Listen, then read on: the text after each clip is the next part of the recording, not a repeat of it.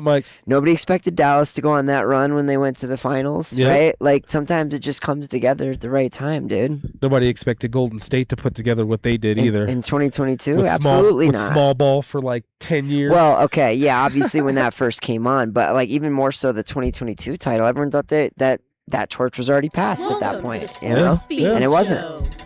Because Steph went nuclear. As he does. Oh, see, we could even argue that point. Like, is Steph really been a little more of the GOAT of that era?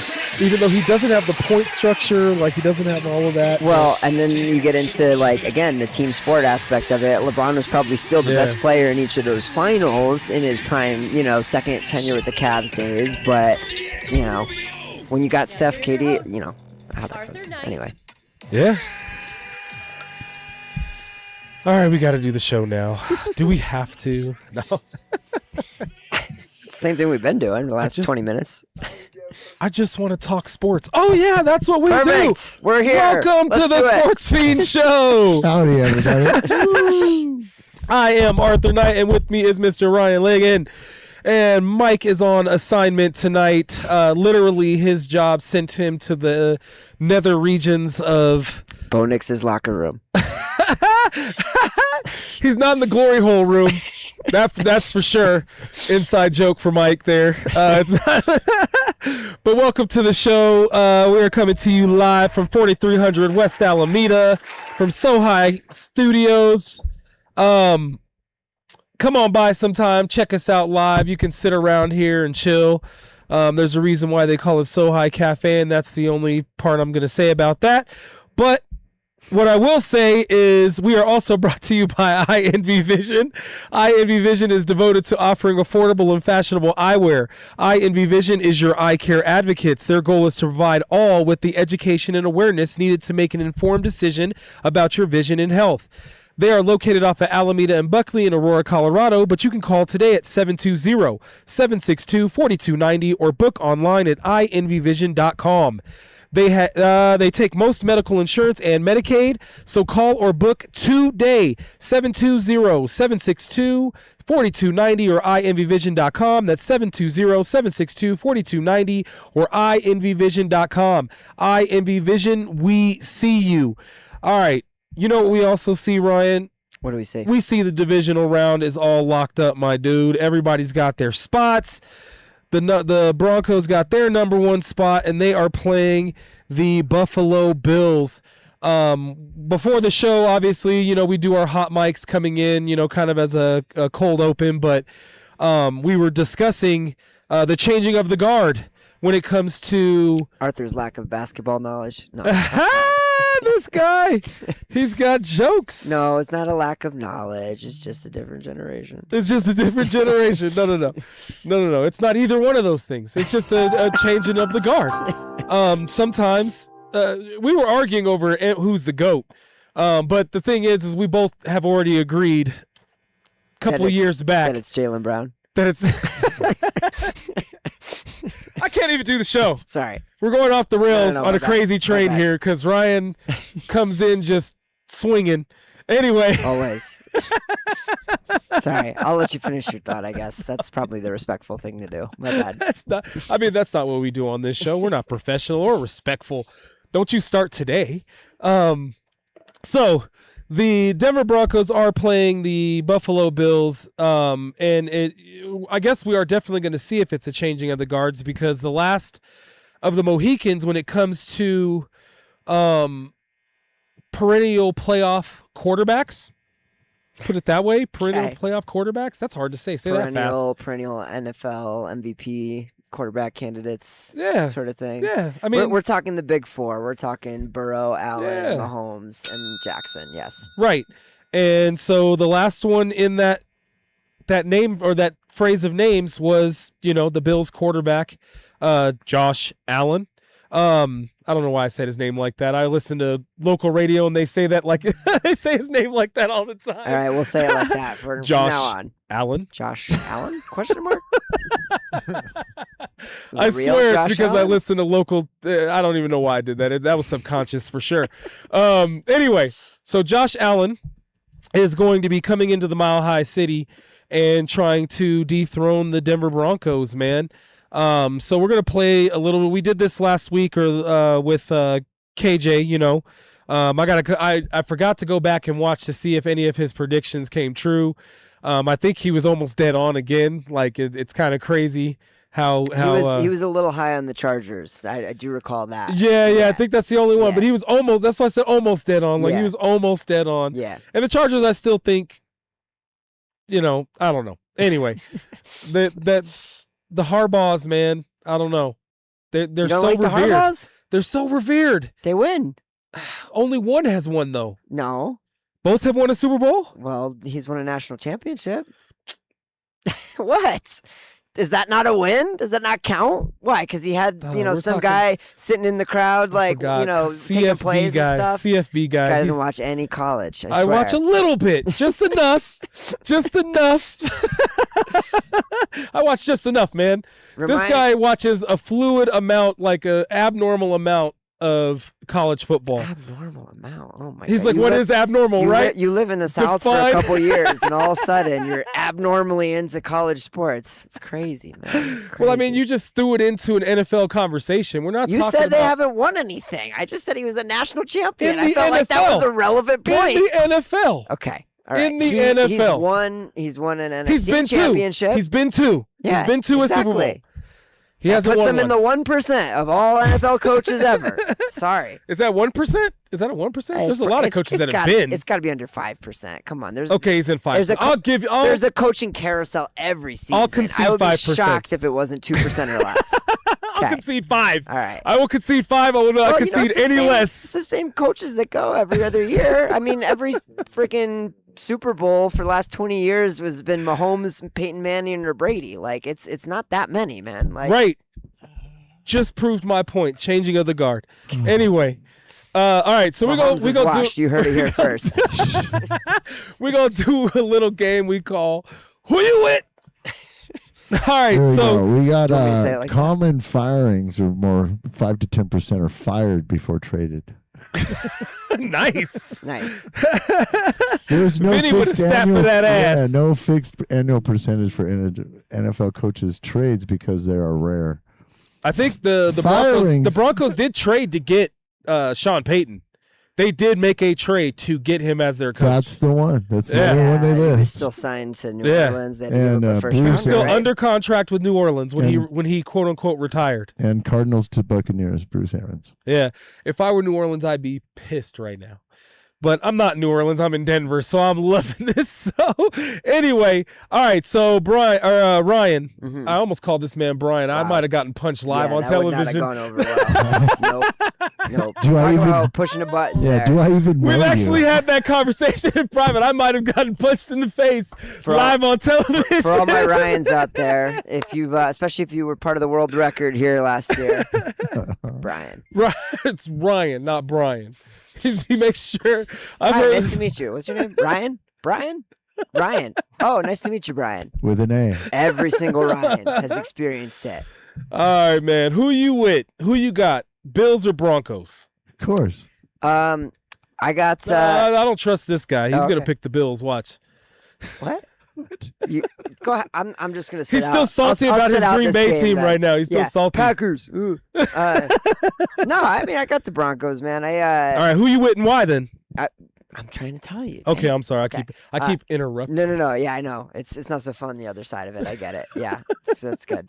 No, I did hear an interesting take on this recently around how much of the Bills' offense is centered around their running backs and tight ends, and how that's a potential to explore not necessarily a vulnerability of the Broncos' defense because they don't really have many, but to play away from their strengths, right? Linebacking core is a weekness. Well, that's what I mean. You're attacking not, the quarterback. You're not throwing at Pat Surtain. If you're not throwing to the wide receivers very often, you're and Riley Moss, as we know, has improved his play. Yep. And you're not running these routes that take 3, 4, 5 seconds to to really manifest, where you're letting that pass rush get after you. If you're leveraging more of these running back and tight end, and obviously Josh Allen on the move type of play calls, right? Right. So So that's gonna. I mean, really, the spotlight defensively is gonna be on, guys like Jahdae Barron, guys like Dre Greenlaw, who I think it's gonna be a huge boost that Greenlaw is gonna be back for this game. Yep. How healthy he is gonna be a big determining factor.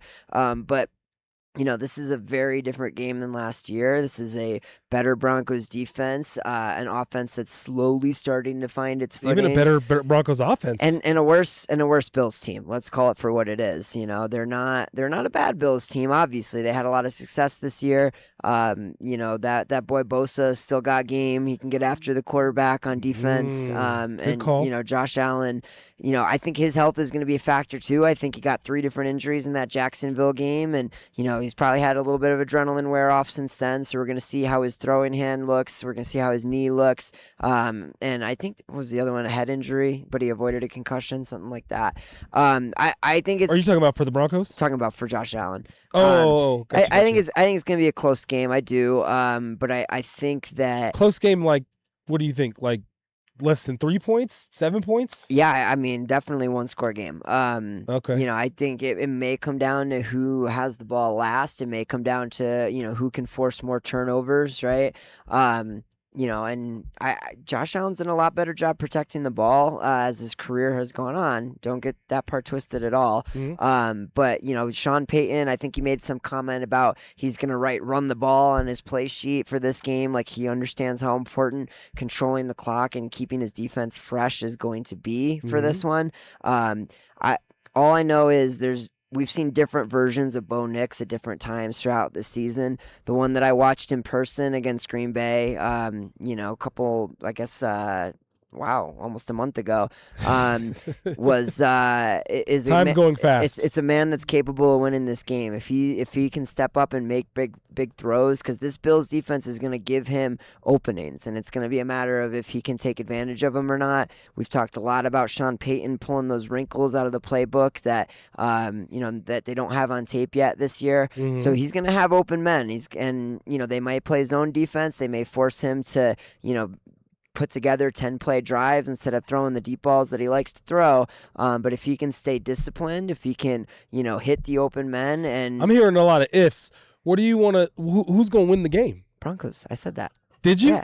Yeah. Okay. I'm just saying why it's going to be close, man. I think the Broncos are a more talented team. I'm telling you all the reasons why the Bills are going to have a chance in this game. Okay. But the Broncos defense... I missed the part where you said the Broncos were going to win. I'm sorry. No, you're good. The Broncos defense is just a lot more talented than the Bills defense is. Josh Allen can't do it all on his own, right? Especially with the pass rush that the Broncos have. They have enough. They don't rely on 1 or 2 pass rushers. They can keep a disciplined pass rush and keep him contained so he can't get out of the pocket and get big chunk yards on the move. Josh Allen's not completely healthy either. Exactly. So as long as they stay disciplined in the pass rush, and as long as they have the right defensive schemes to make it difficult on these running back and tight end receiving routes that they like to throw, right? And as long as Bo Nix throws, the disciplined, turnover-free game that I know he's very capable of doing, I think the Broncos win in a close one. Give me 24-21. 24-21 Broncos. Okay. I don't disagree with the majority of what you said.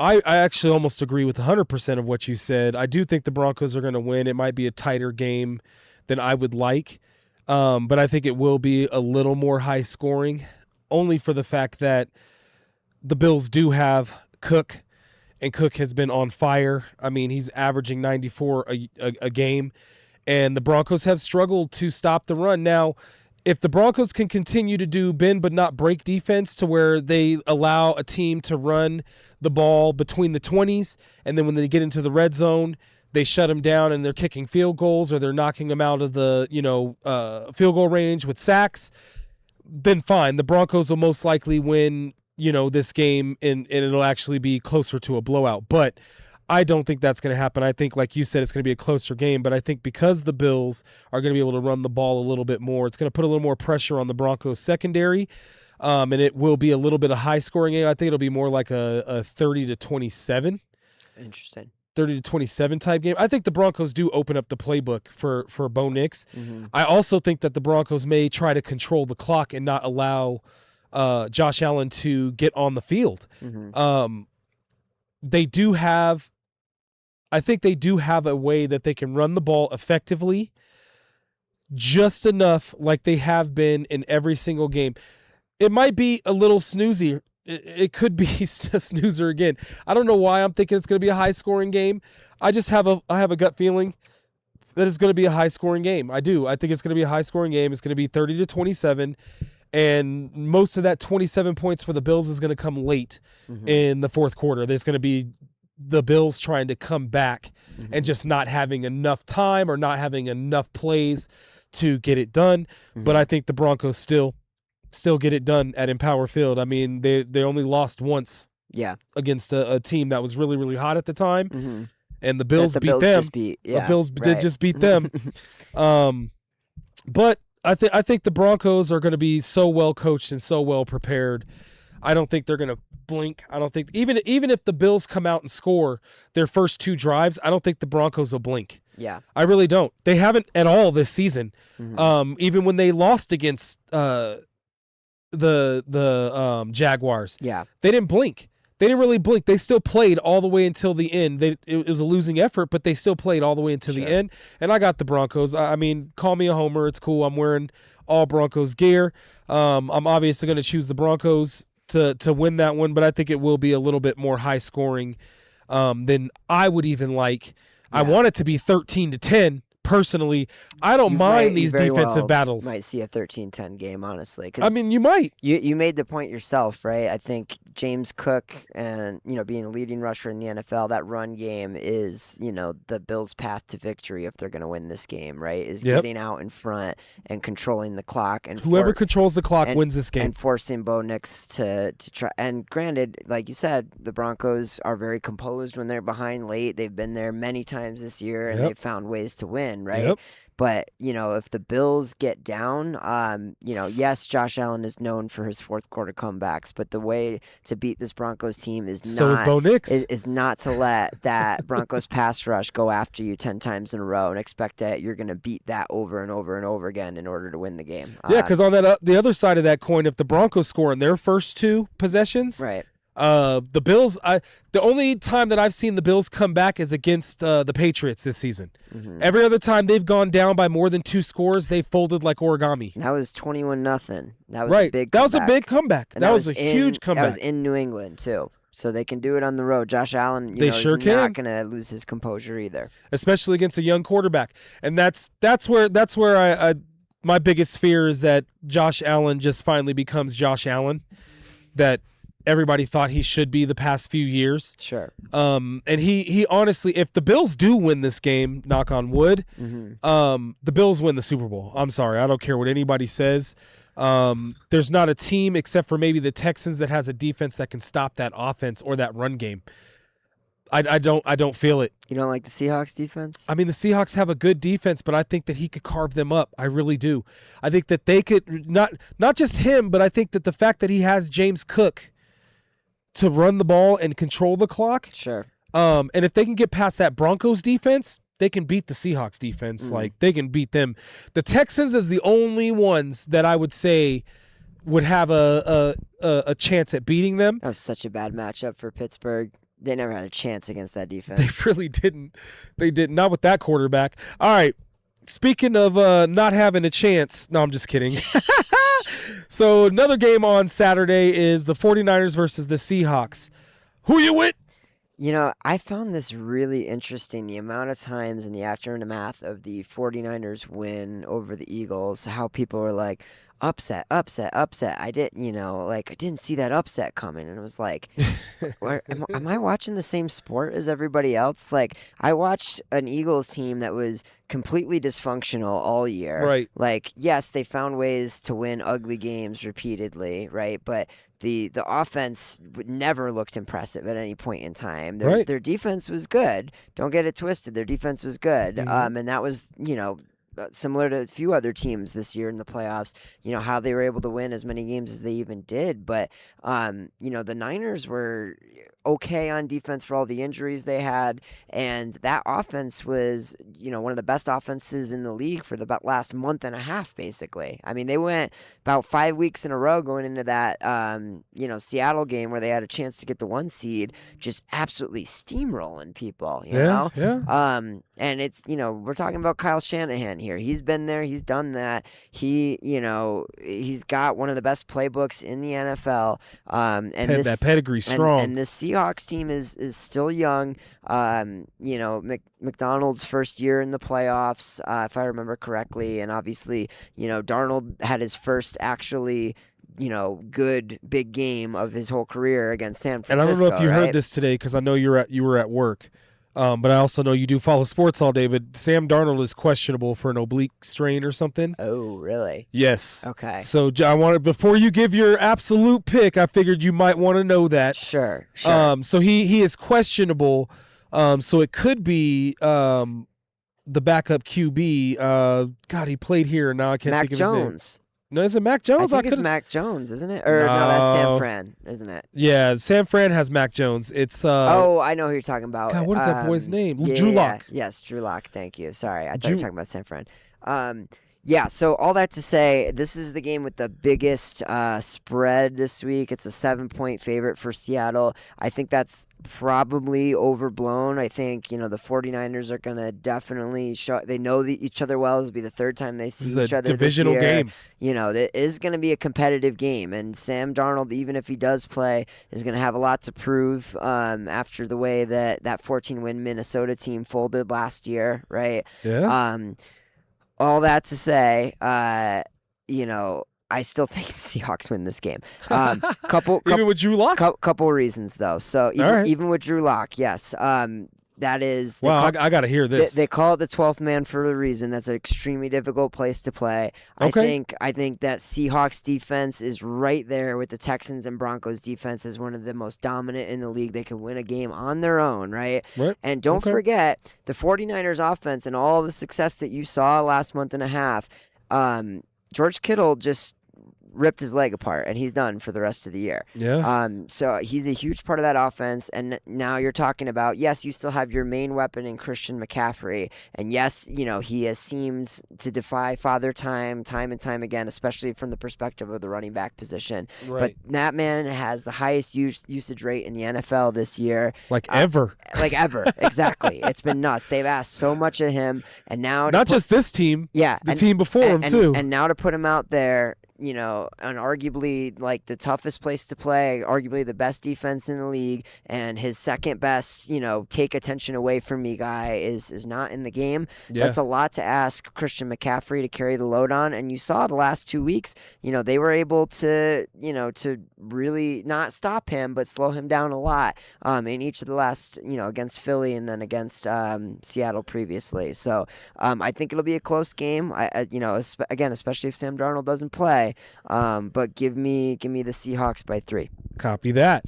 All right. I am going to go the opposite direction. I do think that this 49ers team has the experience and just enough weapons to beat the Seahawks.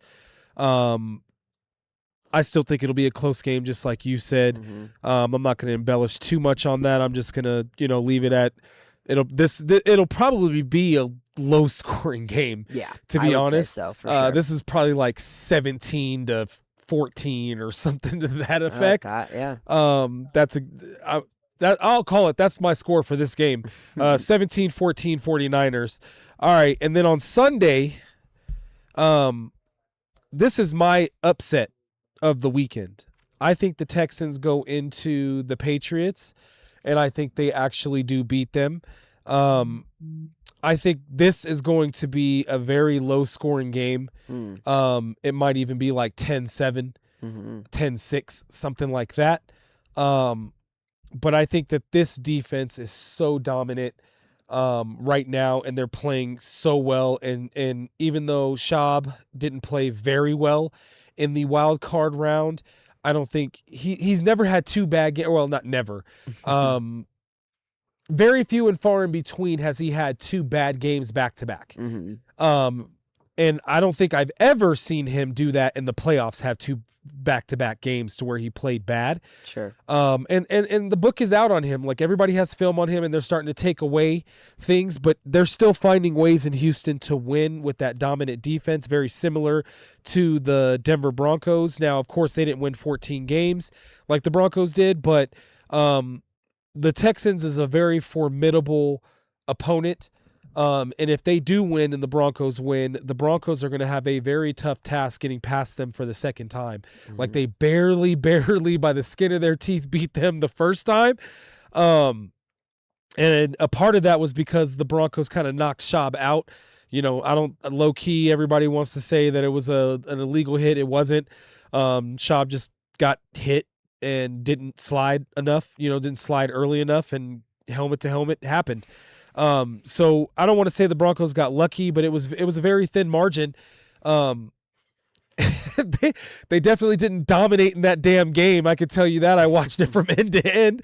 So that's going to be a tough task to beat Houston in the AFC Championship, but I'm getting ahead of myself. I do think that this is like a 10-7 Texans win. What do you think? 10-7. Yeah. Wow. That's a pick for you. I will say this is the game I'm most intrigued about outside of the Broncos game for these other 3. Really interesting matchup. To your point, Texans didn't win 14 games, but they're on the longest winning streak in the NFL, if I remember correctly, at 10 games now. They started the year rough, and they've really, hit their stride a while ago, and they've just they never looked back. They've been dominant since then. A couple close calls, but a lot of blowouts in that 10-win stretch as well. I think, to me, obviously, this is going to be a very important litmus test for both Drake May and C.J. Stroud, right? I think if C.J. Stroud plays the way he did against Pittsburgh, then New England is winning this game possibly by 10 points or more. He can't fumble the ball 5 times. That's not going to beat anyone but 42-year-old Aaron Rodgers in the playoffs, unfortunately.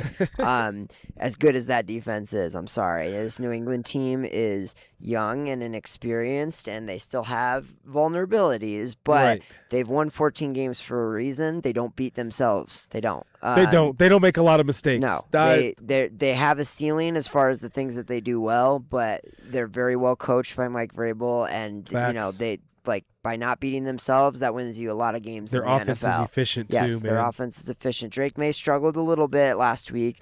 Yeah. The Chargers defense is not anything to turn your nose up at, though. But they're not Houston. Right. And that's my point to why I think Houston's going to win this game. Sure, I understand that. Yeah. But the Patriots defense may have been swinging a little bit above their weight class for a lot of this year. Also, I think they probably got a lot of confidence though in holding Justin Herbert to 3 points at home last week, and they still have the home field advantage. Right? The Patriots still do have Stephon Diggs too. They do, yeah. I think I lean the Texans on this one also, because I don't think that Stroud turns the ball over or puts it on the ground as much as he did last week again. I think, that's a one-time thing. Yeah. And I think Drake May is probably going to play better than he did last week, but I think he's still, got more, got to get more experience in these big games before you see the best version of him in moments like this, right? Well, and it's going to be a cold game. Right. And that just always favors defense. Right, yeah. And, obviously New England has been playing in Gillette, and Houston is not necessarily a cold weather team, so to speak. Right. But to your point, yeah, defense tends to play better in those conditions, depending on, obviously the individuals involved. Who, maybe they'll have their scuba suits out like Tom Brady there. But no, I Scuba suit. did you read that article? I thought that was so funny. Yeah, apparently Sean McVay still does it, and That's Matt Stafford hilarious. does it too. It's I funny. mean, that's smart though, because those things keep you warm. They do. If you go into deep blue sea, man, like that's not warm water. No, You could literally get hypothermia. So yeah. So I'm gonna take. That's hilarious though. I'm gonna take the Texans by 4 in this one. I think that again, like 14-10 or No, I think a little bit higher scoring than that. I think Drake May is not going to get completely shut down. I think he's going to have his moments, but I think that New England defense is just more vulnerable than the Houston defense. Give me 21-17 Houston. Okay. I think Houston's going to go after him like right off the bat. I think so. Because right now he's basically a rookie quarterback. I mean, he's not a rookie, but I'm gonna say his second playoff game or first? No, this is second because he played last week. Right. I'm gonna say it's like 7-3 or 14-3 maybe even at halftime. I think he starts slow. I think he gets some softer defenses in the second half as they're trying to protect the lead. They're playing a little more prevent. Yeah, and he starts to build his confidence. I think he gets a couple second half touchdowns, but I don't think it's enough. And I think the defense does its job in the end. Gotcha. So you're thinking the same thing I'm thinking with the Broncos and the Bills is the Texans and the Patriots. Like it'll be just enough to win. Man, I think 3 out of these 4 games are going to be close games. Honestly, I really do. Yeah. All right, last but not least, and then we'll get into some hoops. The Rams versus the Bears. Sorry. What was that? Did you hear something? Nope. I heard nothing. We're moving on. We're just gonna gloss right over that. The Bears and the Rams, and I already know who he's gonna pick because he doesn't want the Bears to win. What would make you say that? There's no dead giveaways at all. So I'm actually going to pick the Bears. I think the Bears are actually going to win this game, even though the experience and the firepower is all on the Rams, and the Rams are actually kind of hot right now. I think the Bears, it's just Matthew Stafford is not – they say he's good to go, but I think he's still not 100%, and I think that's going to be a factor. The Bears are hungry right now, and I'm not saying that as like a, lightly. I think the Bears are really, really hungry right now. I don't think they get past the 49ers or the Seahawks, though. Like, I don't care who wins out of that game. The Bears are not getting past them. Mm-hmm. But I think they have enough to beat the Rams. The Rams have been up and down all season. You don't know what team is going to show up. You know what I mean? And if the Rams show up as what they should be, then they'll beat the Bears. But if they show up what we saw last week and the previous weeks before that, they're probably going to get beat by this team. I think this is a snoozer of a game, to be honest with you. This is like watching a Thursday night game during the regular season, to be completely honest. Why you got to do Amazon like that, man? Come on. Oh, no, this is on NBC. Oh, you're talking about the Thursday nights. Yeah. The Thursday night games, even before actually, they've gotten better since, and I'm not saying that because I work for the damn company. It has gotten better. There's like some features on there. He's a sellout. I knew it. He's a company man through and through. I do like. Actually, we were watching one of these games in the bar, and they like it's crazy. The next gen or whatever it is. Yeah, like the analytics that you can get on the screen. Well, and they know they're the best quarterback in the league because they got the blitzer circled in red on every play now. Right. If you watch the certain stream, and they get it right every friggin' time. Well, that's the thing about watching it on Prime. There's certain things that you can set it to that you can watch certain. It's actually next generation. Enough. Paid sponsorship stuff. I wish we were getting a paid sponsorship from Al. You know what? No, I'm just kidding. Anyway, I've got the Bears on this one. It's going to be a snoozer though. This is going to be like 13-10. It's going to be another cold game. I think the Rams are negative 3.5. Yeah. Right? 3.5 point favorite. Yes. Yeah. So I'm gonna go with the under or the Bears on this one. Go against the grain with the betters. I just don't think that the Rams have enough to beat the Bears. Bears are hot. They're at home. Man, that's really a coin flip for me, honestly, because I don't care about either one of these teams. But I'm gonna go with the Bears. Are you ready for my completely unbiased professional take? I am. Okay. I will take 40% Matt Stafford over 100% Caleb Williams, 7 days a week and twice on Sunday. Okay. Oh. You could put the man in a wheelchair and I'll roll him out there instead of Caleb Williams. Did you say that when Stafford was in Detroit? I don't think we really talked about the Lions much when he was in Detroit, to be honest with you, man. It's kind of like kicking somebody while they're down. It's not right. You just let them be, you know. I just be kicking folks. That's what I do. I don't care if they're up, You're down, down sideways. there, bro. You're down there. My leg's coming, regardless. Just makes it easier to kick you. No, the Bears are not a good team, unfortunately. They get lucky breaks at good times, and obviously, like they can run the ball like a little bit, but their defense is atrocious. Caleb Williams is erratic and makes poor decisions. And the Rams, to your point, have been up and down. I will acknowledge that. Yeah. But like for the Bears to win this game, the Bears have to play the best game they could possibly play and catch. They almost have to play perfect and catch the Rams on an off day. The Rams can play a B- kind of game and still win this game comfortably. And if the Rams actually are the best version of themselves, this game will not be close. I don't care if it's in Chicago. I don't care if it's negative 40 degrees and only the Bears have scuba suits and the Rams don't have any. It's just not happening for them. This is the end of the road. I think Caleb Williams probably turns the ball over. I need a scuba suit now. At least 2 times, if not 3 times. Matt Stafford shows why he's an MVP finalist and, carves up a Swiss cheese Bears defense. And the Bears never get a lead to take advantage of with their effective run game that they have. They have to play from behind, which forces Caleb Williams into lots of mistakes, although he does have some fourth quarter comebacks. Matt Stafford won't go ice cold once he gets up by 20, and he'll keep putting the points on and keep them at a distance. Give me Rams 34, Bears 13. I mean, the Bears did win a playoff game last week, didn't they?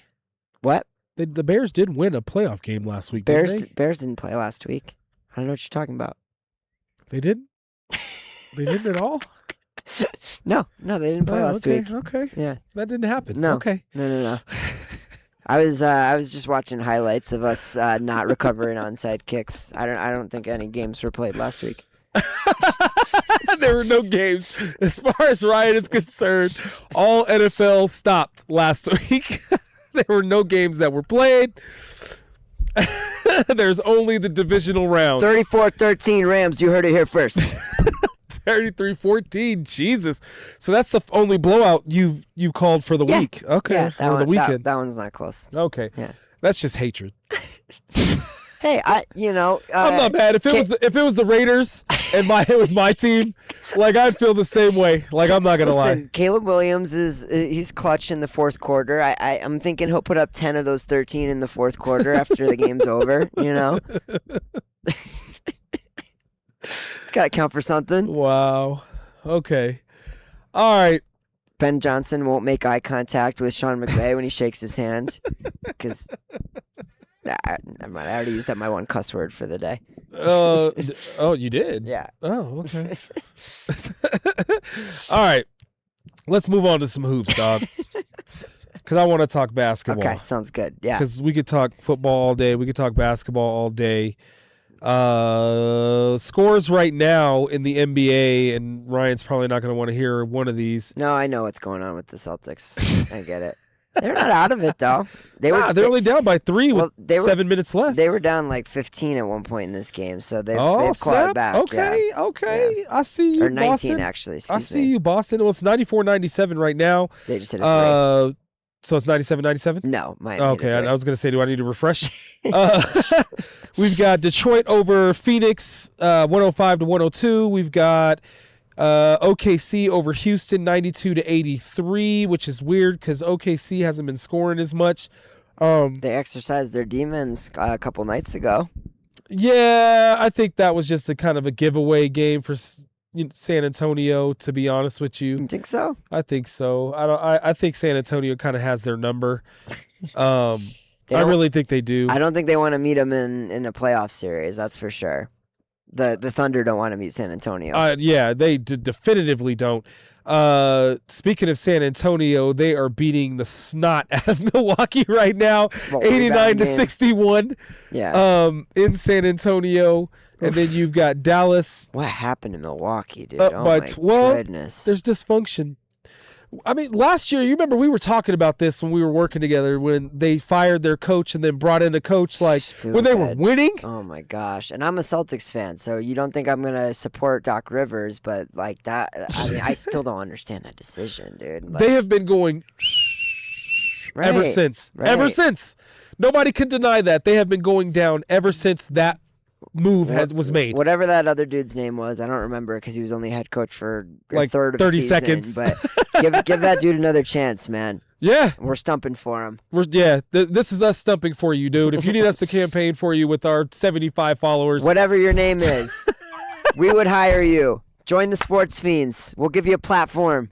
Whatever your name is. We'll do a segment. Let you try X's and O's. All right, It's like, man. then you lob the ball to Giannis, and then he dunks over everyone. Beautiful. Hire him. You've also got Dallas dropping 20 points over Utah right now in Dallas. All right, but let's focus a little bit here on the Nuggets a little bit, all right? Obviously, we're in Denver. You want to talk Nuggets? That's crazy. I know. What a crazy concept. 2 seed in the West. 2 seed. Bro. 10 games in without Jokic. 6-3 since Jokic went down. 9 games. 6-4 in their last 10 games.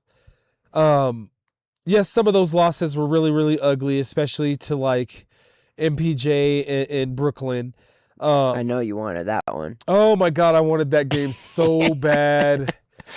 And then they let him just go off, and I was like, "Oh my God!" Too. What did he drop? He dropped like 30, didn't he? Yeah, he went off. 27, 11, and 5. Yeah, he went off. He had that one circled on the calendar. You know he did. Yeah, he did. And then came and watched them in New Orleans. Yeah. Like, come on, man, trolling. He's trolling. He's trolling us. This son of a. You let him. He was what you thought he was, and you let him get away with it. When Jokic went down, I believe the Nuggets were in the fourth or they never dropped the fifth, so they were in either the third or the fourth. Mm-hmm. They've climbed their way back to second, or into second, I should say. Yep. They're only 6 games behind OKC with 4 games to play them. And one of those is going to be in February 1st, if I remember correctly. I want to say here in Denver. But either way, the Nuggets are on a friggin' tear, man. And I'm loving every moment of it. I'm loving seeing Pickett. Pickett is slowly becoming one of my favorite bench players on this team. Like, he really seems like he's in control. He makes a couple of mistakes here and there because he's still a third-year player. But the amount of confidence that this coaching staff has instilled in this bench is what this team needed. Yes, they have made upgrades, don't get me wrong, but they're missing some of those upgrades, right? Valanciunas has been out too, right? You also have 4 out of their 5 starters down. You have CB out. You have Jokic out. Murray's been in and out of the lineup with illness and injury. AG's been off the bench, right? So it's just like they've had all of this turmoil, and yet this team is still winning. Question for you, because you know hoops. 6 and 3 in their last 10 without the best player in the world. Mm-hmm. Should the rest of the NBA be on notice about this team? Like, when Jokic does come back?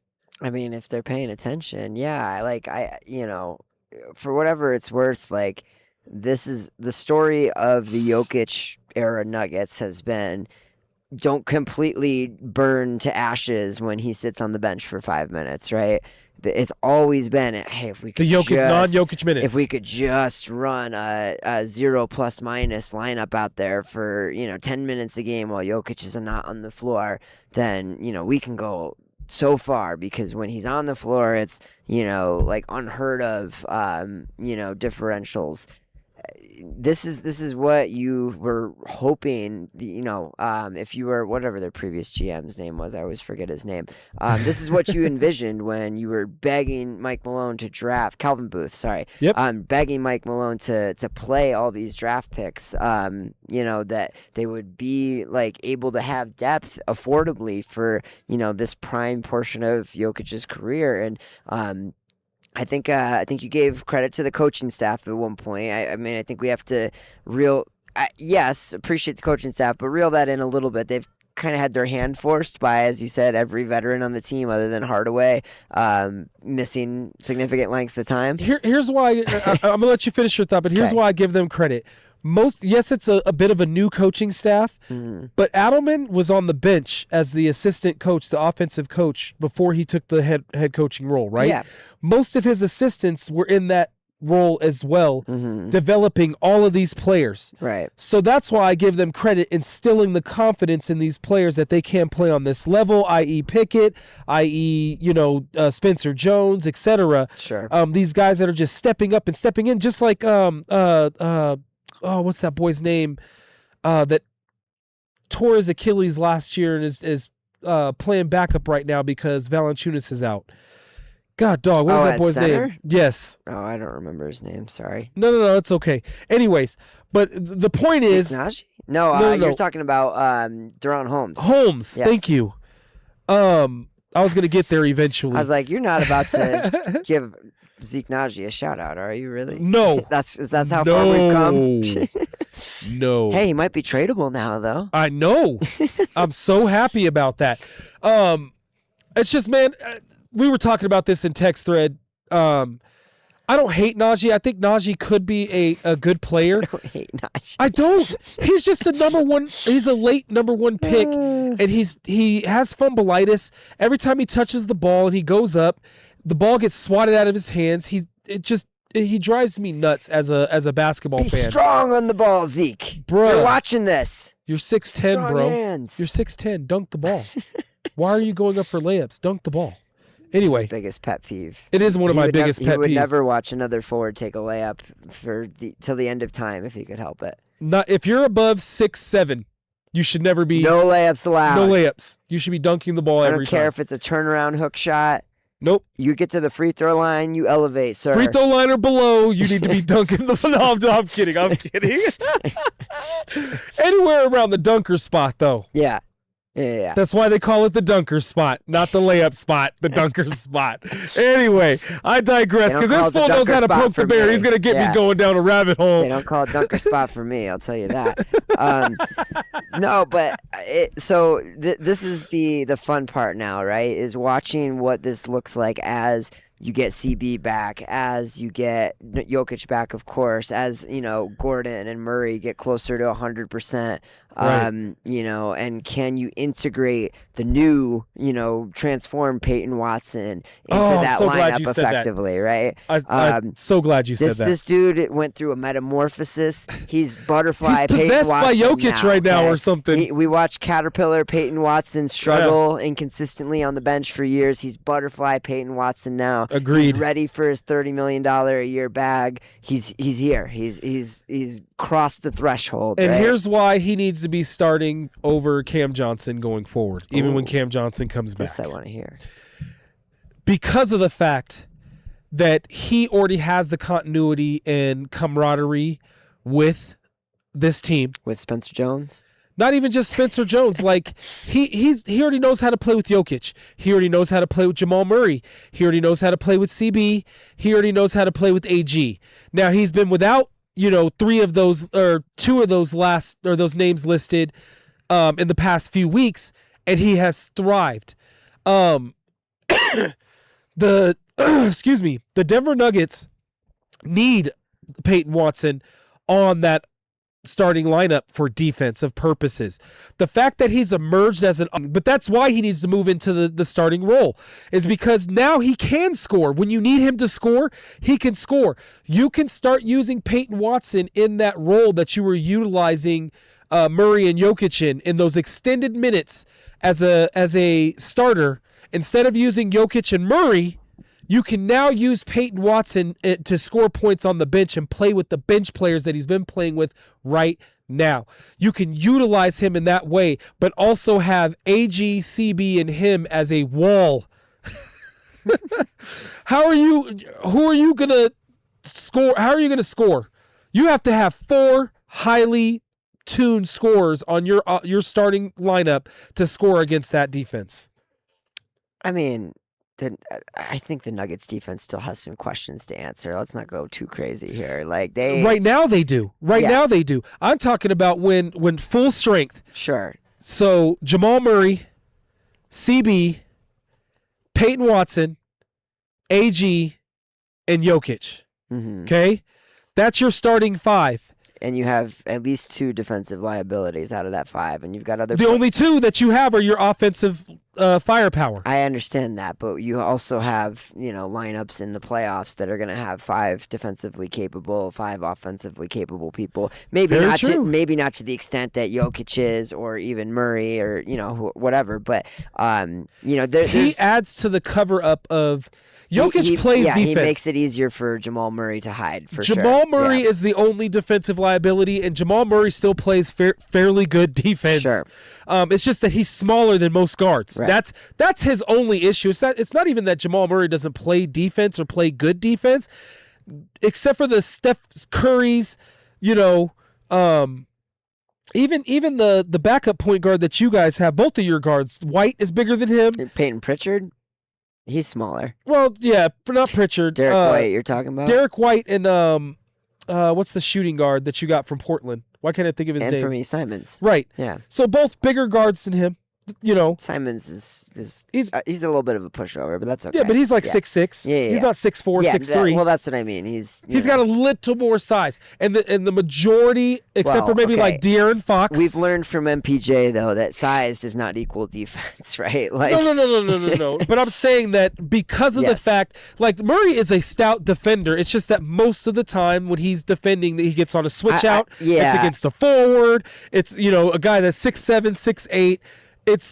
He gets a lot of defensive liability. I'll give you that. He's like a C- defender. He's not like an F defender, but he's But then you have 3 A+ defenders, 3 A+ and 2 C+ on your offense, or on your starting 5. And I think that's a recipe for a 5. You have a Payton Watson that can play the weak side D and float and swat block shots, and then you have 2 on-ball defenders. I mean, P-Walk can be an on-ball defender as well. He's a very good on-ball defender. That's probably a better place to put him, don't you think? Yeah. I mean, it is. But he also is. He's not going to get lost in space when CB is the on-ball defender or something, or AG or something like that. If they're playing against Houston, then yes, you want him on KD. Well, and part of the playoffs too is obviously okay.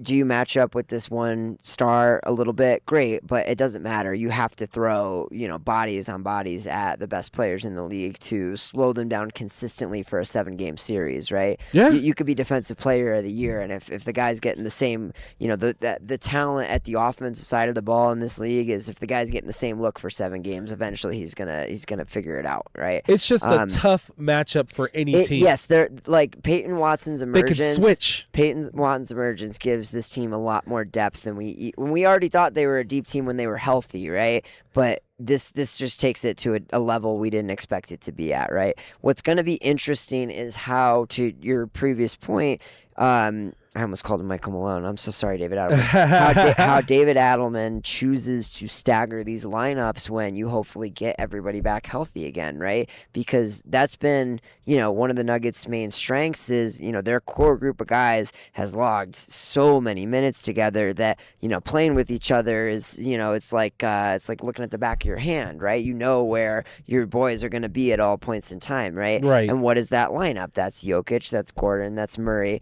Used to be MPJ, but now CB has moved into that kind of core part of the role. We are hoping Cam Johnson would integrate into it, right? Who's a good on-ball defender, but not for sure. He's not Payton Watson. But now, right, like Payton Watson's coming out party has come in an entirely different set of lineups, right? He's playing significant minutes with Spencer Jones. He's playing significant minutes with Jalen Pickett, with Brucey B, with, these guys that you don't know what kind of minutes you're going to get in the playoffs out of them, depending on your health and depending on how deep of a rotation that Adelman actually wants to run, right? Right. A lot of teams get to the playoffs and you see 7 dudes, and that's it, right? Is Adelman going to... 9 at most. Right. Is Adelman going to roll out 8? Is he going to roll out 9? Is he going to roll out 10? He could roll out 11 if he really wants to. I mean, at this point, he could play all 12, and you would have no idea. And that's the question. Is this about getting this team to, 55-plus wins and a top 2 or 3 seed, and then what do you see in the playoffs? Or is he really going to roll 10 guys with not just 5-10 minutes, but like consistent playoff minutes when we actually get there, right? Because there's only so many minutes you're going to take Jokic off the floor in the playoffs. Yeah. There's only so many minutes you're going to take Jamal off. Aaron Gordon at this stage in his career seeming to benefit from the extra rest more than he might have in years past, right? But if CB's healthy, are you really going to want him to take him off the floor that much? No. So I think Payton Watson has definitely played himself into 25-plus minute rotation, even when the team is fully healthy, for sure. He's the wild card. But you still have to give minutes to Valley. You have to give minutes to Hardaway, and you have to give minutes to Brucey B, right? And so where does that put Spencer Jones and Jalen Pickett and Deron Holmes and Strother and guys like that when the playoffs come around? Do you see them at all? I mean, I would like to.